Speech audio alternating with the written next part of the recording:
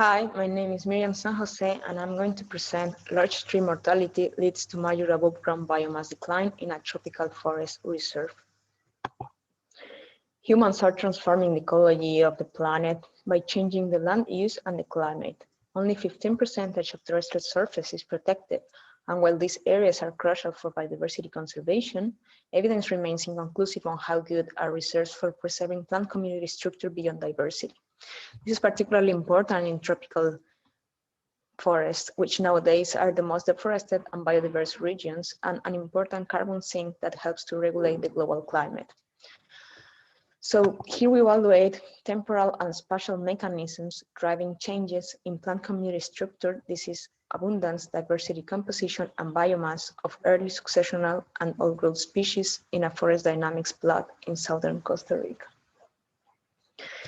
This is the Las Cruces Reserve. Within this reserve, in the center of the old growth forest area, in 2008, a permanent plot was established, and here all woody plants equal or more than 5 centimeters DBH were measured, identified, mapped, and classified into early successional or old growth species according to their life traits. We made 3 surveys in 2010, 5 years later, and 10 years later in 2020. We recorded almost 5,000 individuals and 245 species. As expected in a preserved forest, we found more old growth species than early successional species, but the latter increased the richness and abundance over the study period. The old growth species show almost no changes in diversity. Although the species richness was maintained, we observed greater losses than gains in biomass.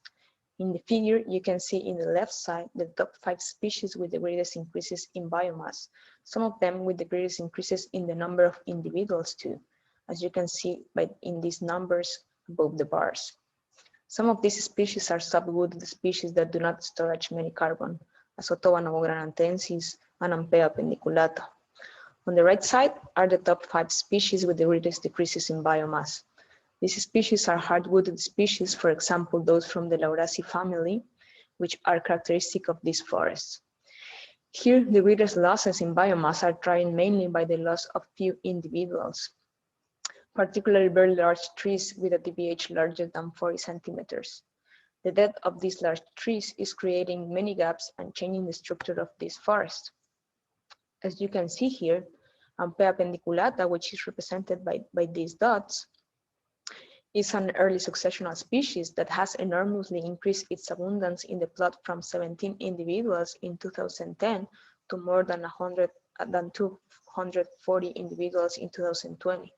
And this is strongly associated to the gaps created by large dead trees, which are indicated by the red areas. But why are large trees dying in this reserve, which has not direct human disturbance? Well, a possible explanation is climate change. Here you can see the climate trends in the region.